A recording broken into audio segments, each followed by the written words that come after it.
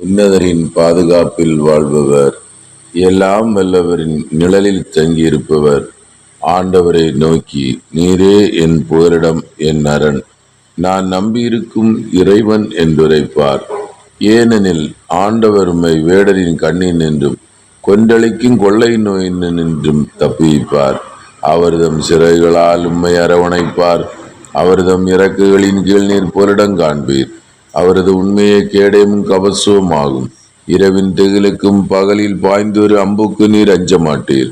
இருளிலாவும் கொள்ளை நோய்க்கும் நண்பகலில் தாக்கும் கொடிய வாதைக்கு நீர் அஞ்ச மாட்டீர். உம் பக்கம் 1000 பேர் வீழ்ந்தாலும் உம் வலப்புறம் 10,000 பேர் தாக்கினாலும் எதுவும் உம்மை அணுகாது. பொல்லாருக்கு கிடைக்கும் தண்டனையை நீரே பார்ப்பீர். உம் கண்ணாலே நீர் காண்பீர். ஆண்டவரையும் புரடமாய் கொண்டீர், உன்னதரையும் உரடமாக்கி கொண்டீர். ஆகவே தீங்குமக்கு நேரிடாது, பாதையும் கூடாரத்தை நெருங்காது. நீர் செல்லும் இடமெல்லாம் உம்மை காக்கும்படி தம் தூதருக்கு அவர் கட்டளையிடுவார். உம் கால் கல்லின் மேல் மோதாதபடி அவர்கள் தங்கள் கைகளில் உம்மை தாங்கிக் கொள்வர். சிங்கத்தின் மீதும் பாம்பின் மீது நீர் நடந்து செல்வீர். இளஞ்சிங்கத்தின் மீதும் விரியன் பாம்பின் மீது நீர் மிதித்து செல்வீர். அவர்கள் என் மீது அன்பு கூர்ந்தால் அவர்களை விடுவிப்பேன். அவர்கள் என் பெயரை அறிந்துள்ளால் அவர்களை பாதுகாப்பேன். அவர்கள் என்னை நோக்கி மன்றாடும் போது அவர்களுக்கு பதிலளிப்பேன்.